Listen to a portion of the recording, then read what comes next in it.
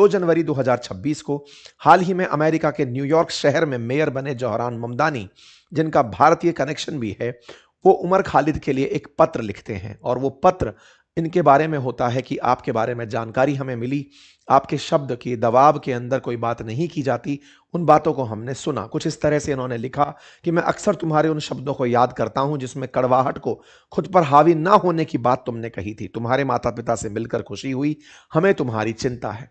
America के और senators ने भी, लगभग 8 अमेरिकी सांसदों ने भी उमर खालिद के समर्थन में पत्र लिखा और कहा कि जब तक ट्रायल शुरू नहीं हुआ इन्हें जेल में क्यों रखा जा रहा है।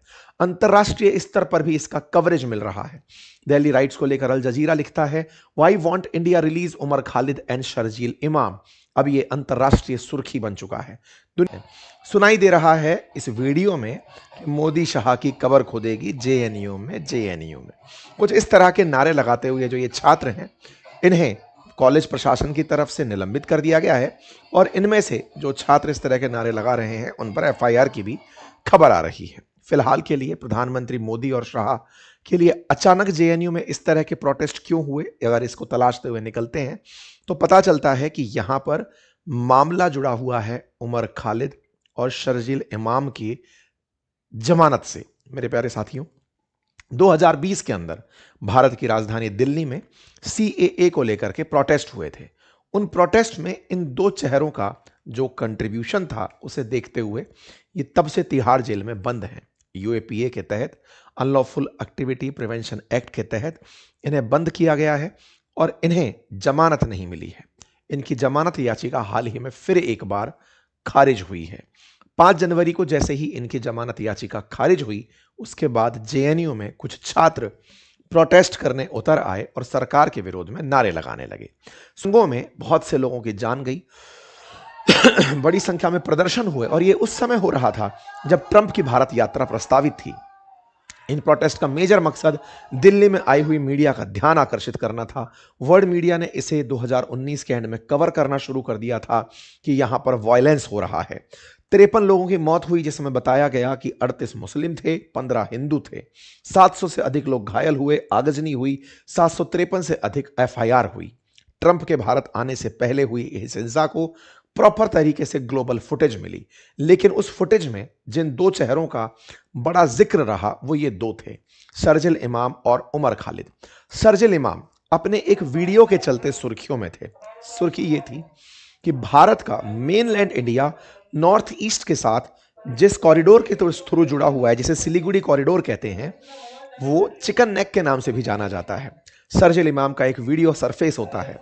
सीएए प्रोटेस्ट के दौरान ये उस क्षेत्र में पहुंच करके, सिलीगुड़ी कॉरिडोर मेजॉरिटी मुस्लिम बाहुल क्षेत्र है, ये वहां पर जाकर बयान देते हैं कि हम 5 लाख लोग अगर मिल जाएं, सड़क, ट्रेन, हाईवेज इनको रोक दें तो हम पूरी तरह से चिकन नेक को काट सकते हैं और हम आसाम को और पूर्वोत्तर भारत को मेन भारत से अलग कर सकते हैं। इनका यह बयान पूरी तरह देशद्रोह का था। इनका यह बयान देश को तोड़ने वाला था। यह वैसा ही बयान है जैसा आप बांग्लादेशियों से सुनते हैं जब भारत के बारे में आप बयान सुनते हैं। यह वैसी ही चेष्टा थी जो चाइनीज, पाकिस्तानी लोग भारत को तोड़ने के लिए प्लान करते हैं। इस तरह की बात एक भारतीय होने के नाम पर यह कैसे बोल सकते हैं, यह अपने आप में बड़ा सवाल था। यह एक पब्लिक रैली के अंदर कुछ लोगों को संबोधित कर रहे थे, वहां से इनका यह वीडियो बाहर निकल कर आता है। विचार करिए कितना ज्यादा जहर भरा होगा दिमाग में। एक बच्चा जो डीपीएस दिल्ली से पढ़ा है, आईआईटी मुंबई से पढ़ाई कंप्लीट की है और उसके बाद जेएनयू से पीएचडी कर रहा है, और वो देश में ही इस तरह से सिलीगुड़ी कॉरिडोर को कैसे तोड़ा जाए, मुसलमान मिलकर के कैसे इस देश को तोड़ सकते हैं, इसकी प्लानिंग कर रहा है। इस प्रकार की जो उसकी सोच थी, इस सोच पर ही पूरे देश में एक गुस्सा उबल गया। जब पुलिस को और न्यायपालिका को और देश के अन्य जनता जो देश के अंदर बहुत ही सेक्युलर तरीके से रह रही है, वो इस बात को जानने के लिए जब जानी, तब इनके साथ पूरी तरह से इनके एंटी सेंटिमेंट्स तैनात हुए। इसी प्रकार से उमर खालिद अपने बयान में सुनाई देते हैं, जब तक इस देश में भाजपा और आरएसएस हैं, इस देश को कोई और बर्बाद नहीं कर सकता। ये व्यक्ति बड़ा ही इंटेलेक्चुअल तरीके से अपने साथ में लोगों को इकट्ठा करता चल रहा था। ये बताने का प्रयास कर रहा था कि वर्तमान केंद्र सरकार गरीबों की नहीं है, लेबर्स की नहीं है, किसानों की नहीं है, ये केवल अंबानी और अडानी की है।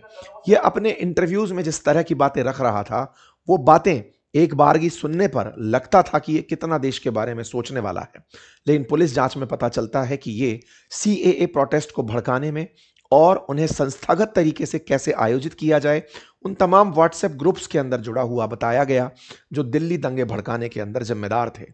पुलिस की जांच जब इनके ठिकाने तक पहुंचती है, पुलिस कार्रवाइयां शुरू होती हैं।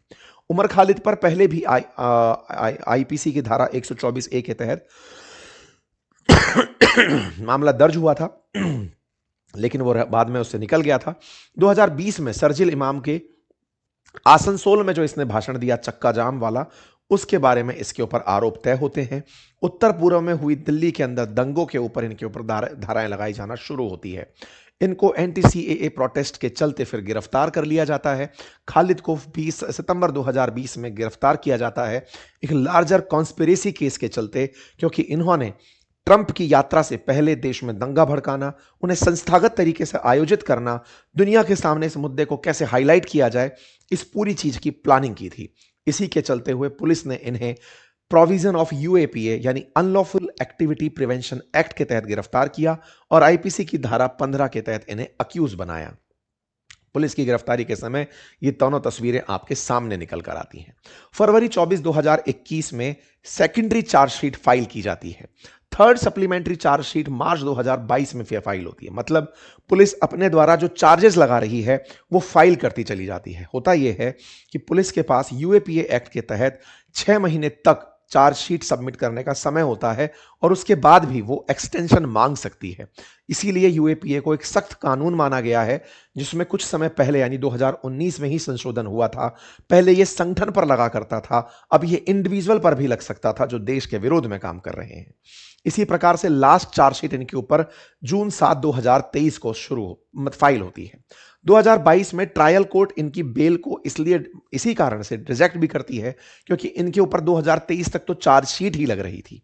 2022 से 24 के बीच में काफी सारे जो को अक्यूज्ड थे उनकी रिजेक्शंस कर दी गई, मतलब उनको जमानत देने से इनकार कर दिया गया।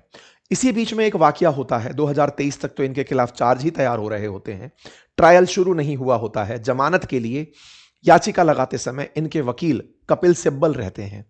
कई बार जमानत याचिकाएं कोर्ट ने खारिज करी। एक बार इनके वकील कपिल सिब्बल ने खुद याचिका को यह कहते हुए वापस ले लिया कि अभी समय सही नहीं है।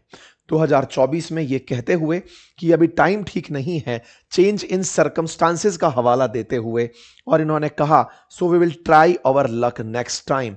इन्होंने अपनी तरफ से मेंशन किया we decided to move the trial court again, we were assessing that this is lengthy procedure and circumstances have changed, और इस चलते हम अपनी जमानत याचिका वापस ले रहे हैं। कुल मिलाकर के केस धीरे धीरे इनके खिलाफ चलता चला गया। सुप्रीम कोर्ट ने इनकी बेल प्ली को रिजेक्ट किया, हाई कोर्ट ने इनकी बेल प्ली को रिजेक्ट किया। दिल्ली हाई कोर्ट में बेल प्ली रिजेक्ट होने के बाद दिसंबर 10 के अंदर सुप्रीम कोर्ट के अंदर इनके ऊपर सुनवाई होती है। दिसंबर 16 से 29 के बीच में उमर खालिद को उसकी सिस्टर की शादी में जाने के लिए जमानत दी जाती है, लेकिन सुप्रीम कोर्ट इनकी जमानत याचिका पर सुनवाई जब करता है, उस पर फैसला सुनाते हुए कहता है कि इन्हें फिलहाल जमानत नहीं दी जा सकती। लेकिन हां, इनके साथ जो कुछ को अक्यूज्ड थे उनमें से कुछ को अक्यूज्ड को जमानत दे दी जाती है। जिस कानून के तहत इन्हें गिरफ्तार किया उसका नाम यूएपीए कानून है। यह 1967 में बना हुआ कानून है। देश के विरोध में जो भी लोग कार्य कर रहे हैं उनके खिलाफ यह कानून काम करता है। इस कानून को 1967 में बनाया गया था। इससे जुड़े हुए पहले भी काफी विवाद रहे हैं, क्योंकि देश विरोध और सरकार का विरोध दोनों को कई बार जब एक साथ देख लिया जाता है तो यूएपीए के चार्जेस पर सवाल खड़े होते हैं। एक बार सुप्रीम कोर्ट ने बलवंत सिंह केस में सरकार के विरोध को देश का विरोध ना मानते हुए उन्हें जमानत दी थी। तब से यूएपीए के ऊपर काफी सारे सवाल रहे हैं। फिलहाल के लिए 2019 में वर्तमान केंद्र सरकार ने इसमें एक परिवर्तन करते हुए टेररिस्ट ऑर्गेनाइजेशन के खिलाफ केवल यूएपीए ना होकर उसके अंदर सक्रिय व्यक्तियों पर भी यूएपीए लग सके, यह प्रोविजन किया था। इसके चलते विरोध भी हुआ था कि सरकार इसका उपयोग अब संगठन से निकलकर व्यक्ति विशेष पर भी कर पाएगी। इसके पीछे सरकार का तर्क था कि हमारे द्वारा यह कार्य केवल इसलिए किया जा रहा है क्योंकि बहुत से आतंकी एक आतंकी समूह को ज्वाइन करते हैं, हम उस पर यूएपीए लगाते हैं, व्यक्ति वहां से बाहर निकलकर दूसरा आतंकी समूह बना लेते हैं और हम उसको नहीं पकड़ पाते। व्यक्ति बदलता रहता है और हम उसका कुछ नहीं कर पाते। अगर हम व्यक्ति को टारगेट करके चलेंगे तो हम आतंक को रोक पाएंगे, और सरकार की यही नीतियां रही इससे आतंक पर बहुत हद तक कंट्रोल भी हुआ। और इसी कानून के चलते सुप्रीम कोर्ट ने इन दोनों की हाल ही में बेल रिजेक्ट की है। मीम का मार्केट गर्म था, लोग अब इनके पुराने वीडियोस निकाल निकाल कर बात कर रहे थे कि इन्होंने जब देश के विरोध में ऐसा सोचा है तो इन्हें जमानत नहीं मिलनी चाहिए। वहीं इनके पक्ष में इनकी तरफ से जो इनकी जमानत याचिका चाहते हैं, उनका कहना है कि जब चार्जशीट के ऊपर बहस ही शुरू नहीं हुई है, तो ट्रायल्स ही शुरू नहीं हुए हैं, तो किस आधार पर उन्हें जस्टिस के बिना रखा जा रहा है, उन्हें जमानत मिलनी चाहिए। इस बात को लेकर के कांग्रेस, सीपीआईएम इन सब का मानना है कि सरकार मुसलमान होने के कारण उन्हें यह सजा दे रही है, जबकि उनके विरोध में लोगों का मानना है कि उन्होंने मुसलमान होने के नाम पर ही कहा था कि देश के टुकड़े कर दिए जाएं अगर 5 लाख मुसलमान चिकन नेक पर बैठ जाएं। इस तरह देश विरोधी बातें करने के चलते अगर उन्हें गिरफ्तार करके रखा जाता है तो इसमें बुराई क्या है। इस बात पर किरण रिजिजू जी जो पूर्वोत्तर से आते हैं, उन्होंने वही पुराना वीडियो वापस से शेयर करते हुए कहा कि ऐसी ताकतों का खुलेआम घूमना देश के लिए गलत है। यहाँ पर डिस्कशन चल रहा है, हमारी न्यायपालिका पर सवाल उठाए जा रहे हैं। न्यायपालिका पर सवाल उठाने का एक बड़ा कारण भी है that justice delayed is justice denied. न्यायपालिका को चाहिए कि वो इस मामले की जल्द से जल्द सुनवाई शुरू करे और सुनवाई से इनको जो भी फैसले देने हैं देश के विरोध में अगर कानून खड़े हैं तो कानून का इंप्लीमेंटेशन होते हुए इनकी जल्द से जल्द सुनवाई हो और इन्हें कठोर से कठोर सजा मिले। सुनवाई के अभाव में जमानत का इनका अधिकार प्रबल होता चला जाता है। हमारी न्यायपालिका पर सवाल उठते हैं, जैसे उठाए गए हैं, उठाने वाले सवाल अपोजिशन के द्वारा यह है कि न्यायपालिका भी सरकार के दबाव में है, इस कारण से इन्हें जमानत नहीं दे रही है। निश्चित ही जब आप इस तरह से सुनवाई में देरी करेंगे तो आप पर लगने वाले दबाव सरफेस पे आने लगेंगे। न्यायपालिका को चाहिए कि वो पब्लिक प्रेशर की जगह न्याय सही मायने में स्थापित हो, इस पर कार्य करे। हाल ही में न्यायपालिका ने कुछ ऐसे नजीर पेश की हैं जिसमें वो पब्लिक प्रेशर में फैसले करती है। न्यायपालिका को चाहिए कि न्याय लगना चाहिए, तभी वो न्याय है, आवश्यकता है इस पर प्रॉपर तरीके से न्याय को स्थापित होने की। जो 5 आरोपी जमानत दी गई उन्होंने देश छोड़ने, दिल्ली से बाहर जाने, सबकी मना की गई है। फिलहाल के लिए उम्मीद करता हूं कि आपको पूरा विषय अच्छे से समझ में आ गया होगा। इनकी जमानत याचिका खारिज होने पर जेएनयू में फिर से प्रोटेस्ट हुए, इनको जेएनयू प्रशासन के द्वारा सस्पेंड करने की बात की गई और इन पर एफआईआर की न्यूज़ फिलहाल चल रही है। दिल्ली पुलिस के द्वारा नॉन कॉग्निजेबल रिपोर्ट के तहत इनकी non cognizable report JNU protest के ऊपर रखते हुए इनकी एफआईआर की बात की जा रही है। उम्मीद है कि आप सभी साथियों को ये जानकारी समझ में आई होगी। आप इस विषय पर क्या सोचते हैं अपनी राय जरूर कमेंट बॉक्स में दें। चैनल पर नए हैं तो चैनल को सब्सक्राइब करना बिल्कुल ना भूलें। हमारे एप्लीकेशन अपनी पाठशाला पर जाकर के जरूरी कोर्सेज और बेहतरीन पुस्तकों का अवलोकन करें जो आपको बेहतर लगे उसे अपने पास घर बैठे मंगा सकते हैं। फिलहाल के लिए इतना ही, बहुत बहुत धन्यवाद।